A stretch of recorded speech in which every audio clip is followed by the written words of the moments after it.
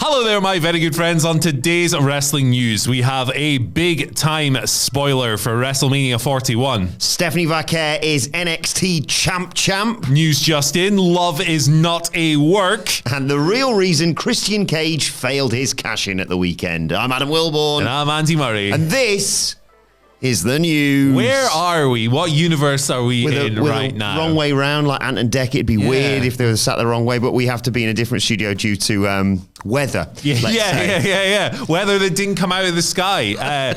Right, so our first story here is pretty huge in terms of like changing the landscape of WWE. Mm-hmm. It's a kind of forget everything you know type story.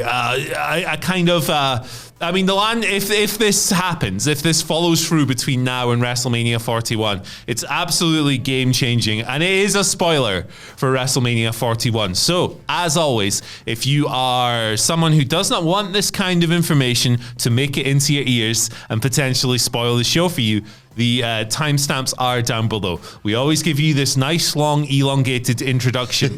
Long and elongated. That's kind of the same thing. But we give you these long intros so you can successfully avoid them, so you can't yell at us, because we're sensitive boys and we might cry. Yeah. So I'll give you 5, 4, 3, 2, 1. I counted that the wrong way, but here we go. Spoiler alert. John Cena's beating Cody Rhodes. Yeah. Boom. All right. So this is WWE's original plan. The original plan for WWE at WrestleMania is John Cena going over Cody Rhodes, therefore winning his 17th world title, not in a big celebratory babyface moment, not in a, oh, John, you did it, you finally did it, John, you got the record, John. I don't know whose voice that is. He's going to do it as a villain, presumably with The Rock in his corner. Interesting stuff. For years and years and years, we have assumed that John Cena would win this as a babyface, and it would be nice and be this confetti moment. No, he's going to do it as an asshole. This is according to Brian Alvarez and Dave Meltzer. The tag team. They hit the 3D on this scoop.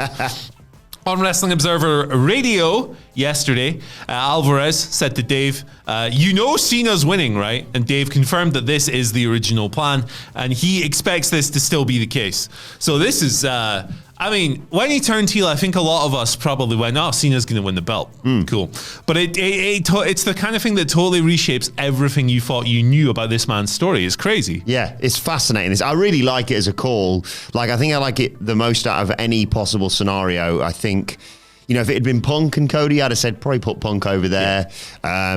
If it had been babyface Cena versus babyface Rhodes, maybe then I'd have said, And obviously we talked about the fact that there was talks about it being a heel turn mid-match to win the title, presumably. I like this a lot more. We get to indulge ourselves in the build to WrestleMania. They're going to be under the same roof for the first time next week in Brussels, of course, as we talked about yesterday. But yeah, I think it's the right call. Yeah. Nothing against Cody. His title reign's been sensational. I'm sure he's going to have plenty more down the road. Yeah. But it'll be over a year, right? He's been champion. Yeah, a year and a week or something like that. And it's one of those things, with many turns, you don't want someone to turn and then immediately lose their first big match. And especially if it's Big John. I want to see big heel John Cena as world champion. Yeah. And him defending that 17th title reign through any shenanigans. The Rock, as you mentioned, probably will be involved as well.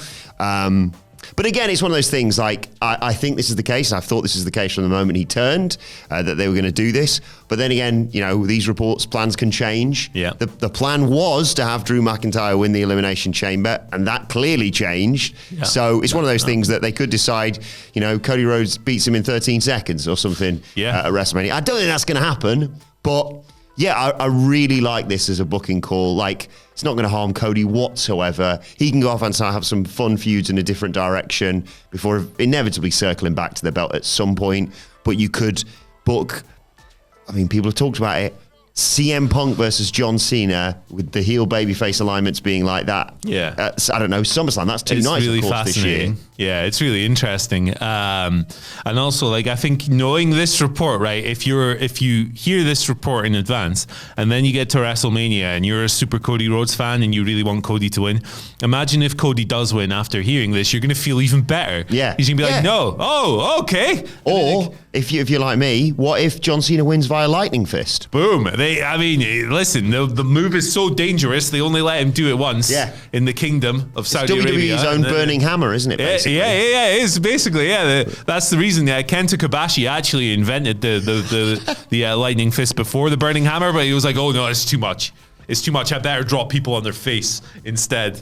It's crazy. Total reshapes everything you've ever thought about John Cena. Yeah. This does. And look, the heel turn was incredible. I'm not averse to WrestleMania ending on a bummer note. No. I'm not averse to The Rock and John Cena standing there getting showered in hatred. Because number one, it's kind of fun. It's kind of fun and different. Yeah. And number two, people will be raging about that. And then you can't not watch the Raw after WrestleMania if something like that happens, and the SmackDown after that, and going forward. Exactly. What is it going to look like? How is everyone else on the roster going to react to it all? I cannot wait. I really like the way WrestleMania has come together in the last few weeks. I know there's been a lot of worries post Royal Rumble and kind of prior to Elimination Chamber. It's kind of all started to come together now with the Naomi heel turn, for example, and things like that, and things coming into focus with Rhea and Io and Bianca. I love it. I'm really excited. I can't wait till WrestleMania. But one thing I can't wait for, even more than that, Andy, is our world tour that you can see on your screens right now. We are heading away. We're heading across the UK, and then we are heading to Las Vegas. The UK dates, we're hitting Manchester, Belfast, Glasgow as part of the WWE tour. So do join us for that. And don't worry if you've got tickets to the WWE shows. You'll have plenty of time to get over and see that after our live shows there. Really, really excited for that. Of course, we are partnering up with Sweet Chin Disco as well, who are also hitting myself, Mark Henry and Joe Hendry. Yep, that's the big thing. Three. That's what they call them. They are not going to be playing, not only just playing the shows that we're doing in Manchester, Belfast and Glasgow. In between Belfast and Glasgow, we are going to be heading to Nottingham, and then the week after that, we'll be in London, and then in Birmingham on the Saturday for an amazing wrestling club night. Do join us for that. You've probably seen all the clips doing the rounds on social media from the one we did all in weekend. It was so much fun. We had Swerve, Prince Nana, Max Caster, Mercedes Moné showed up. Who knows who's going to be there for Sweet Chin Disco? But if you want tickets for that, dice.fm, just go on that and search for Sweet Chin Disco. We'll stick a link in the description, of course. And our world tour continues. Ahead of WrestleMania, we are hitting the HyperX Arena for a SmackDown watch-along, and then Miller's going to be doing a live SmackDown ups and downs that you can get yourself on. Me and Hamflet are going to be doing a big WrestleMania preview as well. It's a huge screen. We can all watch SmackDown together on it. All the meet and greets as well, of course, at our live events come as part of your ticket, so don't worry about signing up for that as well. Just get yourself a ticket, whatculture.com/tickets. But Andy, you're talking about John Cena winning a belt. What if he became the belt collector and started picking up, I don't know, I'll take Gunther's title as well, or Jay says would be funnier actually. The IC, the US. Well, he'd be following in the footsteps of Stephanie Vaquer, who is now an NXT champ. She defeated Julia in the main event of NXT Roadblock last night. We'll be talking all about it on our NXT review podcast later on today. Indeed, more of that sort of thing. But it was one of those things that was highly anticipated. There was talk a lot of Julia needing some time off, so I think it was expected to happen. Yeah. Really excited to see where they go from here with this as well. I should mention Stephanie Vaquer won after 3 SSB backbreakers to Julia, which would, put anyone down. Big celebration, pyro and confetti and stuff going on in the MSG Theatre last night. But where do they go from here? Because got a bad track record with this sort of thing. When Keith Lee won both belts, he was like, I don't want this one anymore. Yeah. I want Stephanie Vaquer to do double duty at Stand and Deliver. You've got Jada Parker, who's seemingly being set up for a title challenge for one of them. I like North American title personally for her. And it feels like, after, spoilers, Jordynne Grace defeated Roxanne Perez, a former world champion, of course. It feels like Jordynne Grace would be the obvious choice for Stand and Deliver for the world title as well. 2 incredible matches on paper. I also want to give a mention at Roadblock, by the way, to the Oberfemi Moose match, which was unbelievable. And in a sentence, Javon Evans is the future. He was incredible in the street fight, flying all over the place in the street fight with Ethan Page. But not a surprise that Stephanie Vaquer has won the title, but nice that it wasn't just shenanigans and it all got thrown out, basically. Yeah, for sure. It was reported in advance that Julia was injured and would therefore have to lose the title, which we did one of our little spoiler warning news videos for. I think that was Brian Alvarez that reported that. I think, correct me if I'm wrong. It was so we did kind of see this coming. So it does sound like Julia probably needs a bit of time off. That was also cited as the reason they were doing this match now rather than in 3 months or 4 months or whatever. Because obviously you want your long-term storytelling. You want your well, like, progressively built rivalries and stuff. They weren't able to do that because of injury, which is fair enough. Instead of just stripping Julia of the belt, they were able to pull the match off. She was clearly well enough to wrestle last night, which is good.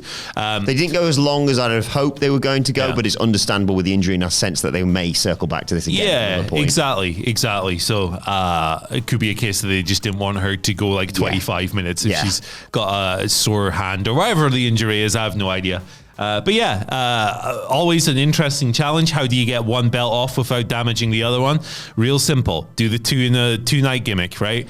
In the first match, you could have Stephanie win, and then in the second one, I know it's a bit ass backwards losing the world title first, but in the main event, tired, selling from the previous match, boom, done, and running into Jordan Grace. Let's say, can you imagine that? Double duty, you've gone past Jada Parker and defended the North American title, and then, oh God, here's Jordan Grace, and I'm already knackered. Yeah, it's not going to be a good time for her at Stand and Deliver, I sense. But a shame for Julia, because she was someone who I was hoping for big things for, and I think her and Stephanie Vaquer were just going to race through NXT and presumably head up to the main roster. I mean, that might happen for Vaquer after WrestleMania. She could drop both belts at Stand and Deliver, because she's more than ready, obviously, along with many others, to head up to the main roster, and Jordan Grace would be more than capable of filling that role. But now with Julia's injury, you sense, and get well to Julia, it's such a shame that for her. Now you sense that, Vaquer will probably be sticking around in NXT for a while, but not too long, I hope. Yeah, this is it. She's very good.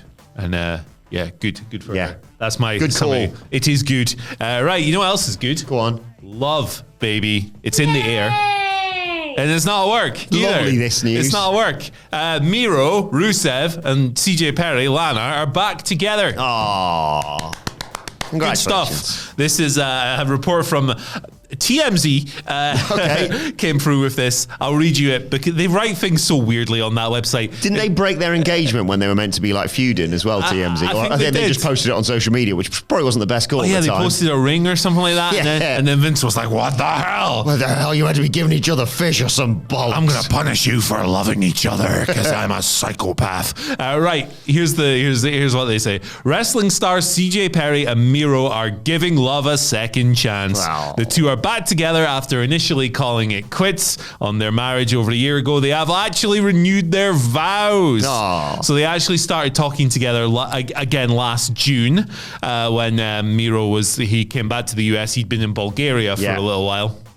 And as the months went on, they rekindled the relationship. It's a nice story. On top of all this, CJ actually went over to Bulgaria for Christmas. So, hey, there you go. Hey. Hanging out in Plovdiv. What's another Bulgarian city? Sunny Beach. I'm trying to remember Bulgarian football teams from back in the day. I'm struggling. Plovdiv. I know Plovdiv for sure. What's the team that always wins the league? Ludogorets? Yes. Is that a town or a football team? Let us know. I'll look it up. In the comment section below. But yeah, shout outs to all the Bulgarians. Love a bit of Krasimir Balakov back in the day. Daniel Boromirov. Was he Bulgarian? I'm not sure. They're 10 points clear, Ludogorets. There you go. Trifon Ivanov is another one. Yeah. Legend of the game. But yeah, they're back on the scene, crispy and clean. They've renewed their vows. It's nice. They had been married originally since June 2016. They're back, baby. Love is in there. It's not work. Yeah, we love here at WhatCulture. We love love. And I remember the story when it broke, unfortunately, about their separation. I think it was relatively amicable, which is always good to hear. But yeah, lovely this. And I'm excited to see what they do next as well. Like there's been speculation, of course, about Miro returning to WWE, and would be no surprise if Lana then followed in his footsteps and came with him. Sophia. That was it. There Thank you. Sorry. That's not the other person involved in this relationship, by the way. That's a place. But yeah, lovely this. Just genuinely, I didn't know about this. I came in this morning, I was like, oh, great news. Yeah, congratulations to both of them. And I think they make such a great pairing. I wouldn't be surprised if they reappear on television. Do you reckon he referenced his wife's hotness and flexibility in his wedding vows? Or? Maybe. Who knows? I heard the officiant was actually Ilyan Kiryakov. Okay. So, and who was the one who was mint at the Euros? Was it Euro 96 that they were class at? Or no, maybe USA 94? I'm not terribly sure. Oh, Stoichkov. Boom. Yes, thank you. Played for Barcelona. Yeah, what a player. Stankos Vetinov. He used to play for Aberdeen. Wasn't very good. Let us know your favourite Bulgarian football players in the comment section below. They've had some great players, to be fair. Finally, let's talk about Christian Cage. He tried to cash in that contract that he won at All In. And on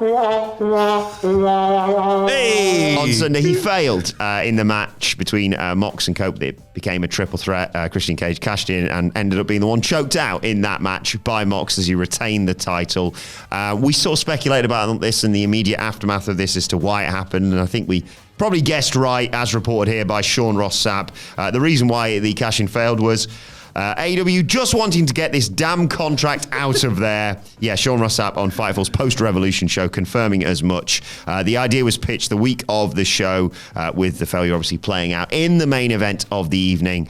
As you said on Monday, I believe it was, I agree with you that I think this is it kind of for them and their version of Money in the Bank, gift from the gods, whatever you want to call it, an immediate world title match, basically, because they have tournaments that determine number one contenders, obviously, but this felt like a bit of a break from the norm, but also immediately felt like an albatross around the neck when it wasn't Bryan Danielson, for example, as champion. Yeah, for sure. I think this was a bad idea from the start. I think that they have shown a bit of self-awareness in acknowledging that and then going, let's just get this thing out of there. I welcome it. Yeah, it did make the match really kind of overbooked and contrived, and the match wasn't the best.